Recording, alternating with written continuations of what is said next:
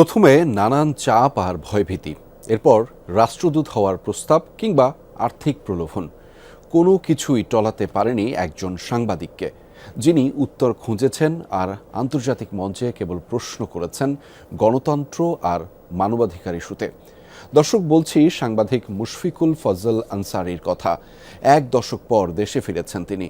তার মতে, বিগত সরকারের দানব হয়ে ওঠার নেপথ্যে দায় আছে বাংলাদেশের গণমাধ্যমেরও। মুক্ত সাংবাদিকতায় বিশ্বাসী এই সাংবাদিকের প্রত্যাশা নতুন বাংলাদেশ হবে গণতন্ত্র আর সাম্যের। দেশে ফেরার পর সাংবাদিক মুশফিকুল ফজল আনসারীর সঙ্গে কথা বলেছেন বিশেষ প্রতিনিধি সাইফুদ্দিন রবিন। শিয়া বাটার ও ভিটামিন ই সমৃদ্ধ lily glam beauty soap. Lily, always beautiful. Quietly crushing a democracy, millions on trial in Bangladesh. এক একটি প্রশ্ন যেন আশা আর সম্ভাবনা। বিরোধী রাজনৈতিক দলগুলোর মতে যখন বাংলাদেশে বাকস্বাধীনতা শূন্য, গণতন্ত্র আর মানবাধিকারহীনতায় দেশ, তখন আওয়ামী লীগ সরকারের কর্তৃত্ববাদী আচরণের বিপরীতে যুক্তরাষ্ট্রের হোয়াইট হাউসে কিংবা জাতিসংঘ মহাসচিবের দপ্তরে বারবার একজন প্রশ্নকর্তা পশ্চিমাদের মনোভাব জানতে চান। What is your position about Professor Yunus?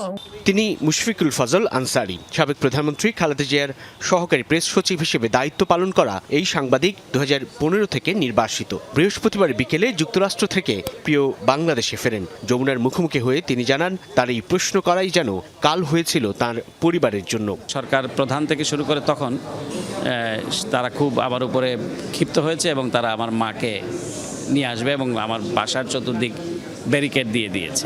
মাকে থাকতে হয়েছে সিলেটে পাসপোর্ট জটিলতার কারণে স্বাভাবিকভাবে, এবং আমার বাবাকে থাকতে হয়েছে লন্ডনে, এবং আমার মা বাবার দেখা নাই প্রায় 8-9 বছর। তো আমি মাকে দেখতে এসেছি, মা এখানে থাকেন। আমাদের ফ্যামিলির সবাই একই পরিস্থিতির শিকার, যারা চাকরি বাকরি করেন সেখানে হেনস্থার শিকার। তারপরে অব্যাহতভাবে চা খাওয়ার দাওয়াত ছিল গোয়েন্দা সংস্থার পক্ষ থেকে।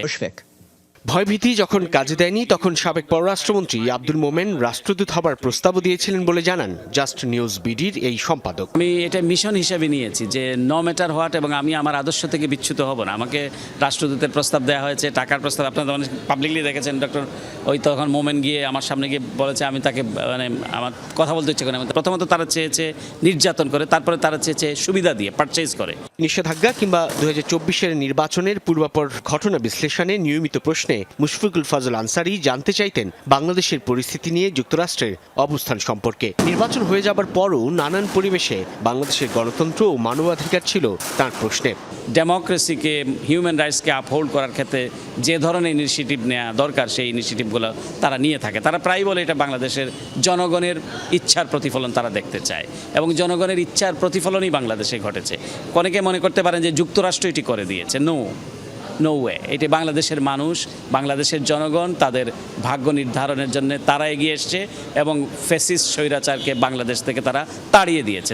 দেশে আর প্রবাসের সাংবাদিকতার অভিজ্ঞতা থেকে মুশফিকুল ফজল আনসারীর মতে বাংলাদেশের গণমাধ্যম বিগত সরকারকে দানবীয় হয়ে উঠতে সাহায্য করেছিল। বর্তমানে পেশাদারিত্ব বজায় রেখে মুক্ত সাংবাদিকতায় আস্থা রাখতে চান তিনি। আমি মুক্ত মতে বিশ্বাস করি, যেমন সেই জন্য আমি আমার বিরুদ্ধেও যদি কেউ বলে আমি সেটাকে সাদরে গ্রহণ করি। এটার জন্যই ফাইট করছি। সব প্রতিষ্ঠানই থাকতে হবে, কিন্তু সেখানে পেশাদারিত্ব থাকতে হবে, পেশাদার লোক থাকতে হবে, এবং এগুলো কোনো প্রপাগান্ডা মেশিন হবে না।